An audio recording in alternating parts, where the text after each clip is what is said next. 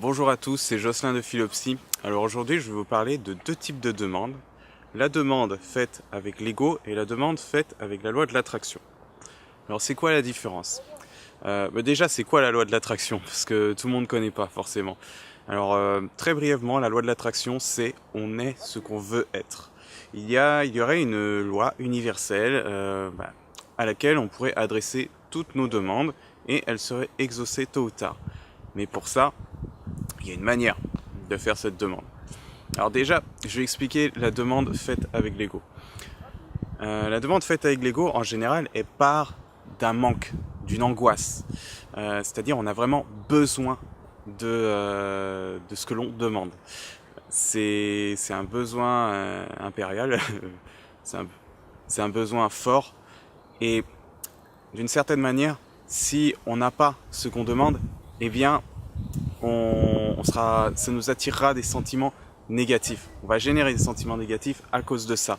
C'est un petit peu en fait comme si on était ce qu'on possédait. Et si on ne le possédait pas, eh bien on n'était rien.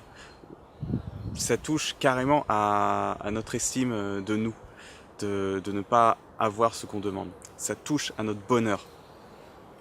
Et beaucoup de demandes dans les prières, dans les religions ou alors même dans d'autres cadres, sont adressés par l'ego, comme ça, parce qu'il y a quelque chose qui manque, il y a un désespoir, et bon, c'est comme ça que c'est fait. La demande faite par la loi de l'attraction, elle va carrément à l'opposé. Il faut savoir que dans l'attraction, il y a un point très fort qui est la gratitude. La gratitude, c'est être reconnaissant de tout ce qu'on a déjà,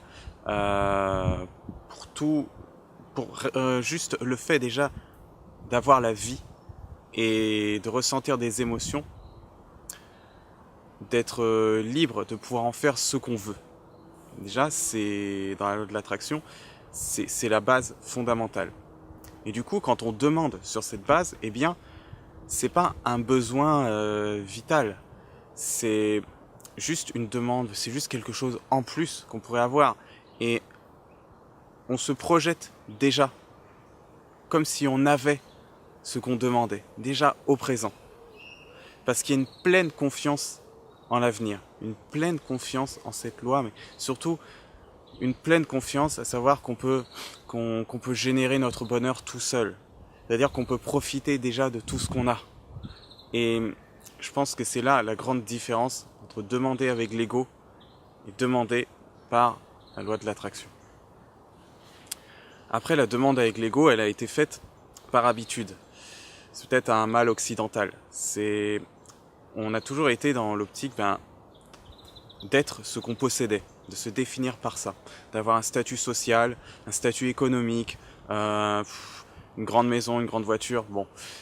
Et ça, eh bien, on revient toujours aux apparences, au fait qu'il faut donner une bonne image de soi aux autres.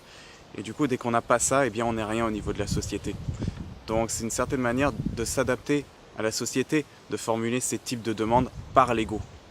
Et c'est normal. Mais formuler par la loi de l'attraction, c'est un peu plus compliqué.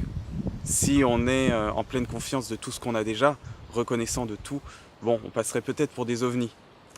Mais, eh bien, il y a peut-être une manière intelligente de le faire dans cette société. Peut-être plus masqué, tout en restant intégré.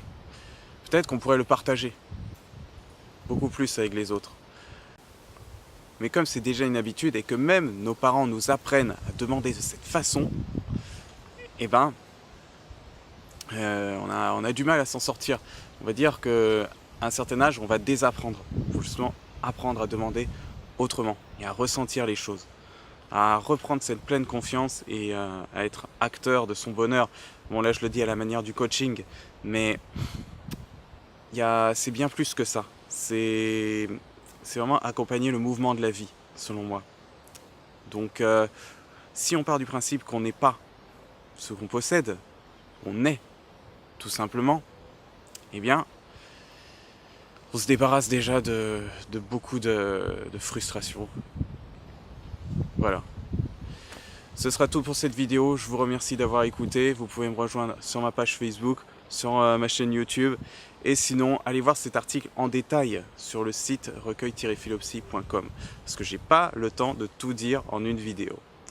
Je vous remercie, à bientôt.